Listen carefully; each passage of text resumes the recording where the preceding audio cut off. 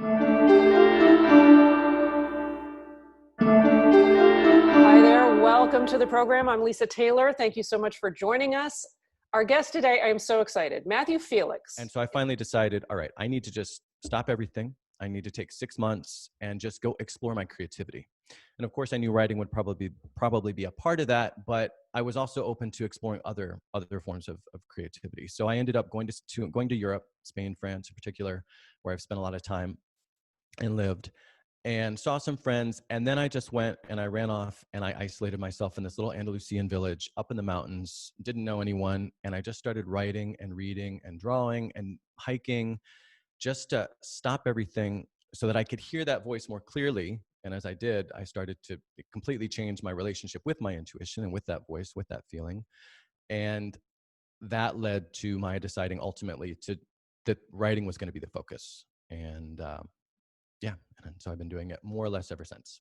So you've said twice now, you said, that voice, and then you kind of corrected yourself and said that feeling. So it sounds to me like your intuition comes in the form of feeling rather than actually hearing a voice. So in my novel, let's see, is it the protagonist? Yeah. So the first time the protagonist, Pablo, experiences his intuition, he sort of in his head, he describes it as more than a voice, no, wait, what is it? More than a feeling, not quite a voice. And so for me, it's somewhere in between, because it feels like a voice. It's like a voice in the sense that I can put words to it, right? We can put words to, I should do this, or I'm getting this guidance. I can put words to it, but I don't personally hear a voice in that sense.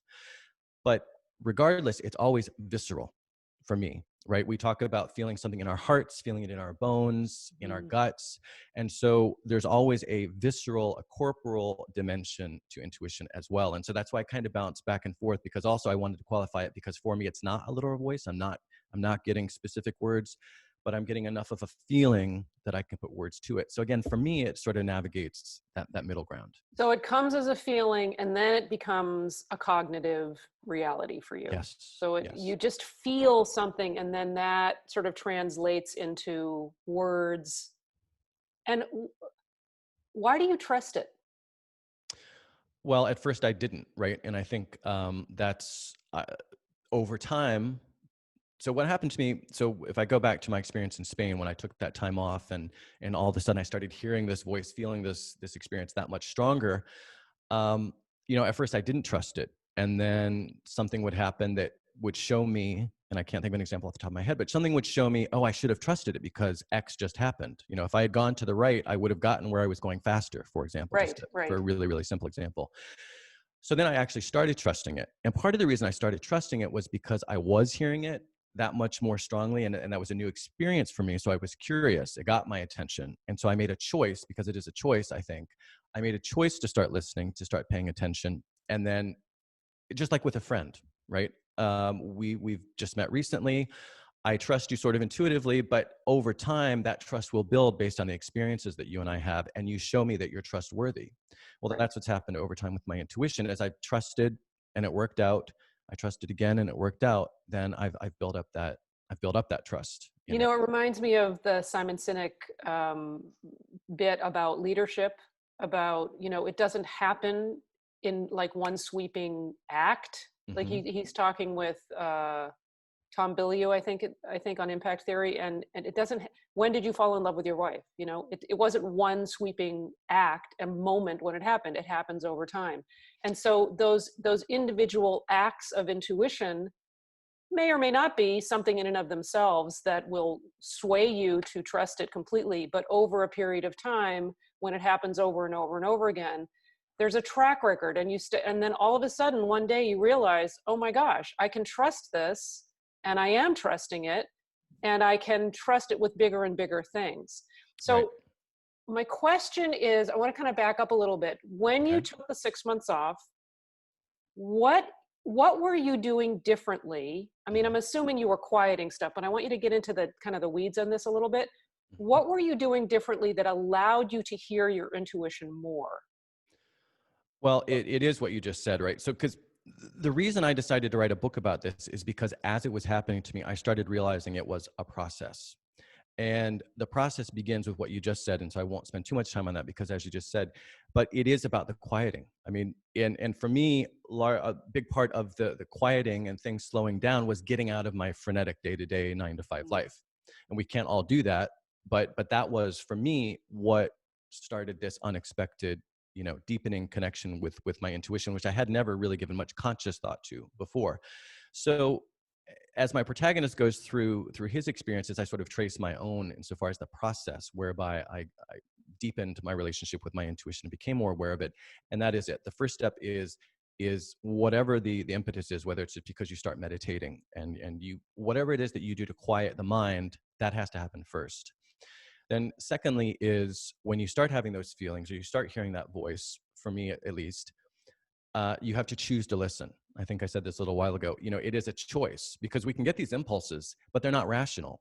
And we're taught that anything we do in this world, we've been socialized and we've been taught it's all about reasoning. If you can't prove it, if you can't reason why it makes sense, if it doesn't make sense, then it should be discounted. And so for me, having been very, very, very much stuck in that mindset, it was a big shift to start trusting this thing that I couldn't explain.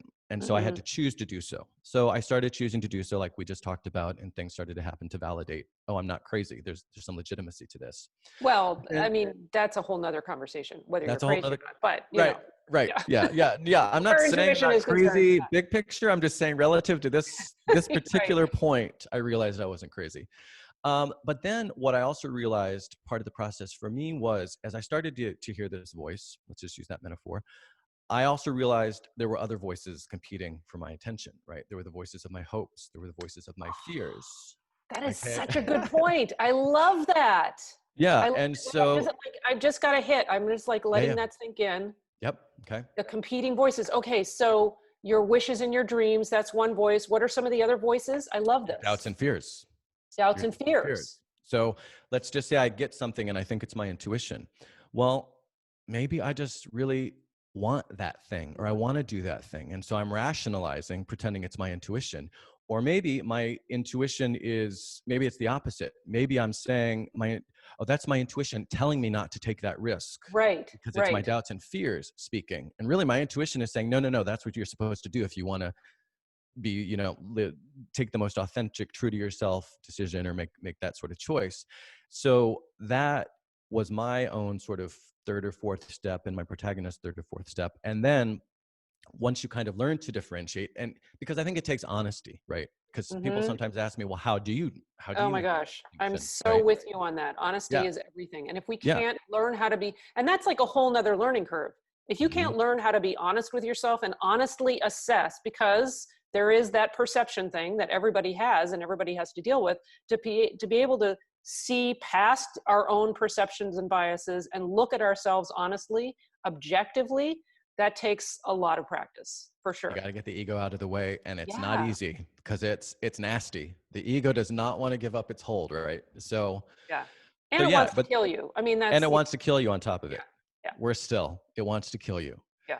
So so yeah, but once you're able to sort of make that distinction, be honest with yourself, analyze objectively what's going on, and then say, yeah, no, this is my intuition. It doesn't make sense, but I'm very clearly feeling this. I'm very clearly feeling I need to be a writer. I'm very whatever it might be. Uh, then we get back to what we discussed already, which is then you can start trusting it, Yeah. and then you build that trust, and ultimately you probably get to a place where you start to have sort of faith in it, right? A bigger picture belief in this guidance and insight that you're getting through Where your do you through think your it comes intuition. from? Like, what's your sense of where is that feeling? What is that? Is it coming from a larger understanding, like the power of the universe? Some people call it God or source or life, or is it just kind of an instinctual, biological, physical thing? Like, what's your sense of that? I think that you can get as many answers as people you ask, but yeah, what I usually just say it's for me, it's coming from someplace greater than me. Right. It's part of me, but it's coming from someplace greater than me.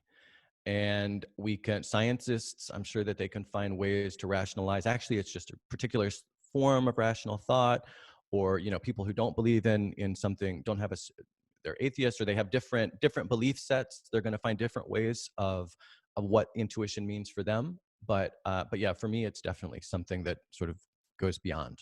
One of the